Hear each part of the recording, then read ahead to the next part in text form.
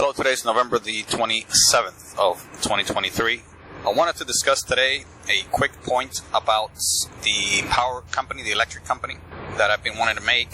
The power company, as you've heard from me before, maybe in the past, basically forces you to pay them and them alone. Most areas, most municipalities require you to have electrical power in your home.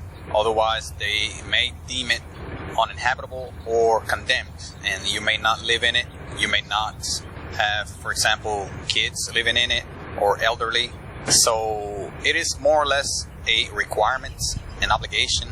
It is more or less mandatory to have power in most municipalities, most modern and mid-sized to large municipalities like cities, metros, etc. And that is the regulatory sense, the legislative sense of it being mandatory, it being an obligation. But there's also a need for electrical power. We have grown as a modern society everywhere, just about anywhere, even in remote locations, to where you are very much dependent on electrical energy for all sorts of things. And to think that you can live without it is basically ludicrous at this point. To think that you can be part of society, be part of even your family without it is kind of cuckoo. And the reasons for that are many and obvious. And just to list a few, you need power to communicate. You need power to power up your cellular phone or landline phone if you still have one, or PC or tablet or smart device. You need power to power up that communication device called your modem for your internet. You cannot have internet without power, and you cannot have a contact, a line of contact, a lifeline, I would call it, with the outside world, whether it's family, with friends, whether it's emergency services, whether it's work, whether it's any other kind of communication that you need to have. People need to communicate. They are communicative animals. We are social animals, and we need to communicate. For that, you need power. Yes, it could be other types of power, not necessarily from your power company, but again, you still need that power. And most people want it to be constant, reliable. Most people want it to be constantly on, there when you need it, there all the time, 24/7. So for that, you pretty much need to be connected to your power company. So it is a necessity in that sense.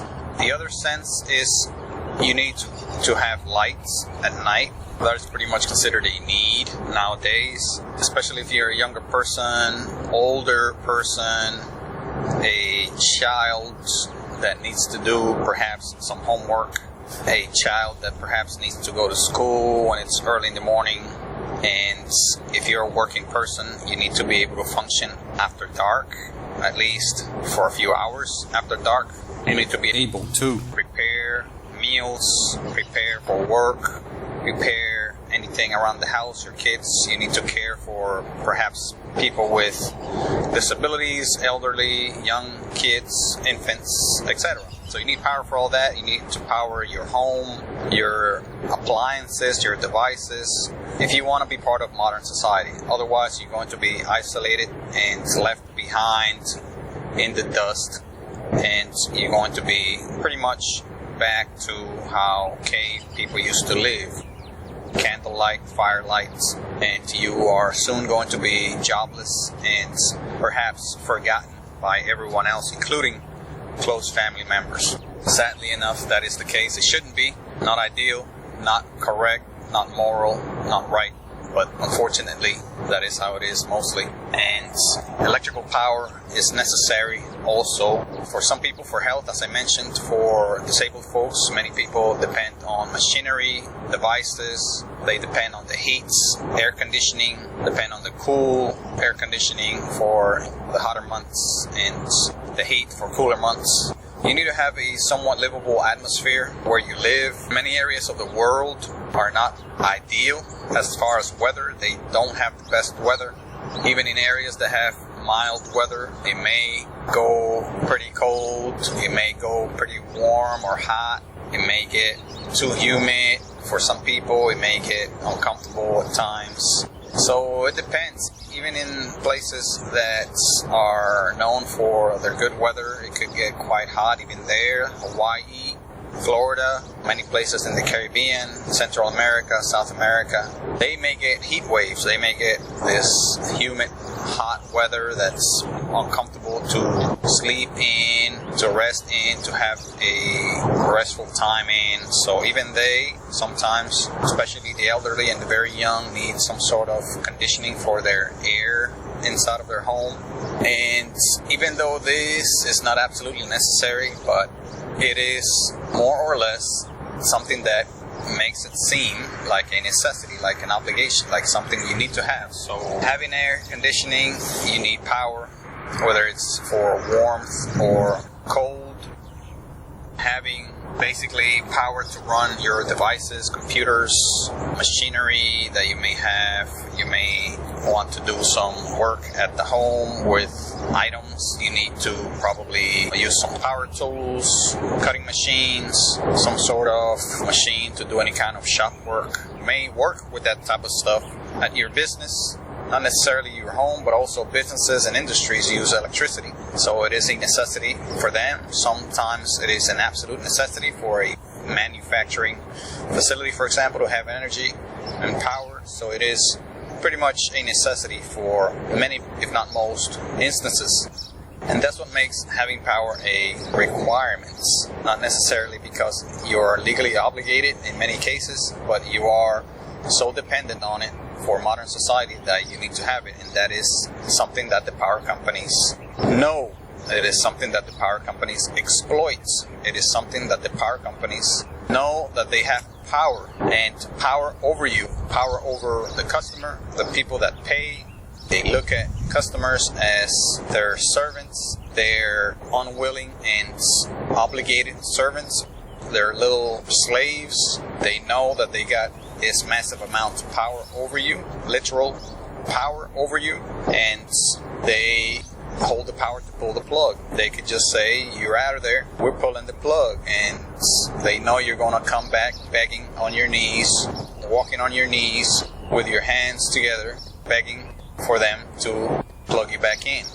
And they use and abuse this power so they can, number one, keep you paying, and number two, keep raising their rates.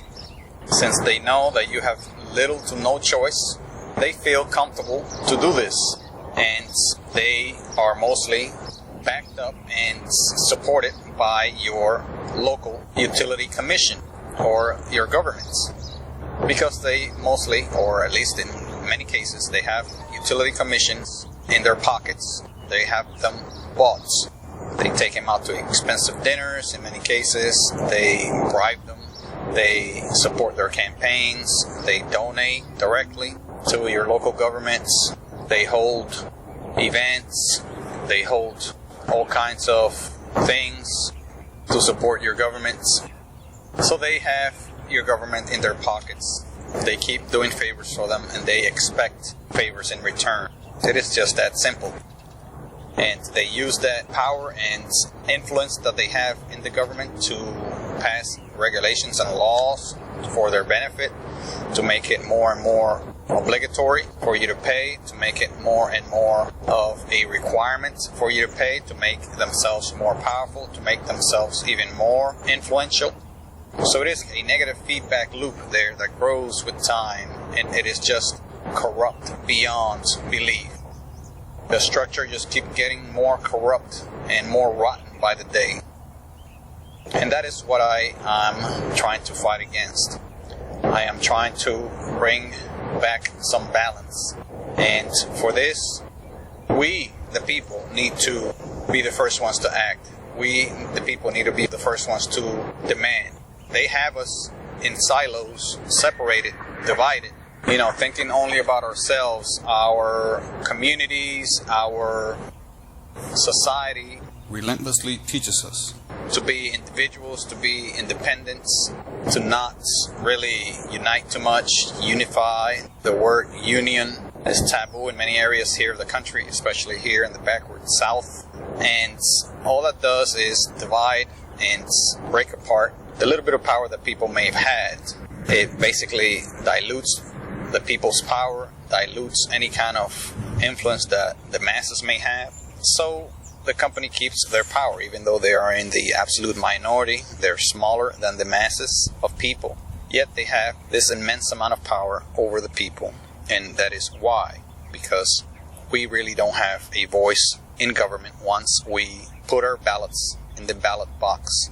Once we put our ballots in, it is out of our hands. The power companies, with their deep wallets, deep pockets, they keep giving your elected representatives gifts and money and dinners and vacations to the politicians. And the politicians keep accepting them and basically paying them with political favors by passing regulation little by little, year by year, regulation that is extremely hard to reverse and defeat. And these regulations thwart solar energy, thwarts efforts in wind energy, thwart efforts in alternative energy, thwart efforts in any kind of protection for consumers, thwarts efforts for protections against rate hikes or limits on rate hikes. So every year, every month, they have people on payroll striving, taking steps, making efforts, putting up money, funding efforts to, little by little, steadily increase the power companies' power and influence and increase their grip on you, their hold on you as a customer, giving you less choice, giving you more restrictions as far as what you can do outside of their grid, making all kinds of hurdles and complexities when it comes to installing any kind of alternative means of producing energy like solar, wind, or other, making even efforts to make appliances less efficient. They are highly inefficient. Water heaters have remained as inefficient as perhaps 30, 40 years ago. Same with your appliances. High efficiency appliances are a joke. They're a fraction of what they could be right now. And the same thing goes with your home.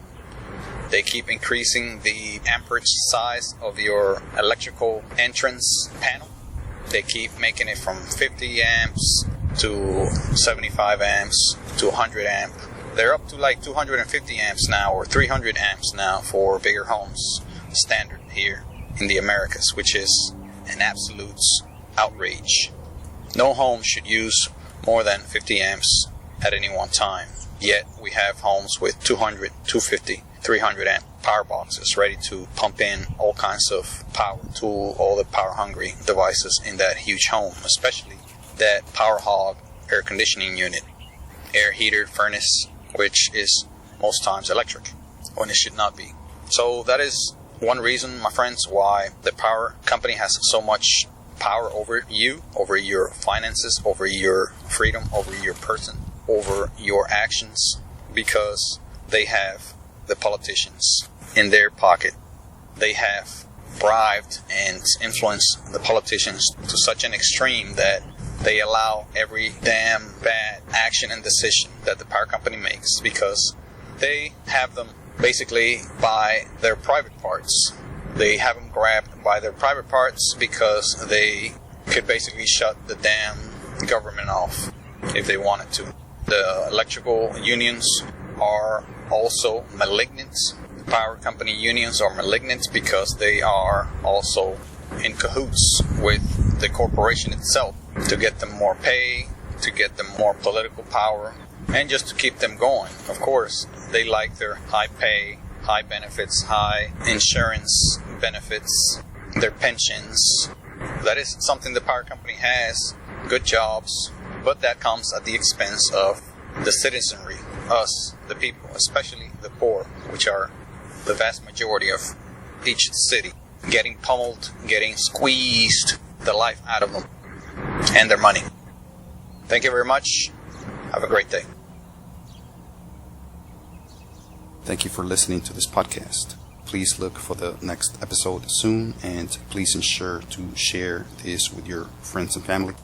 And please like this content and subscribe as a sign of support and for me to continue to provide this type of content to more people like you. Lastly, if you wish to support this content further, please visit the links provided in this publication. Thank you.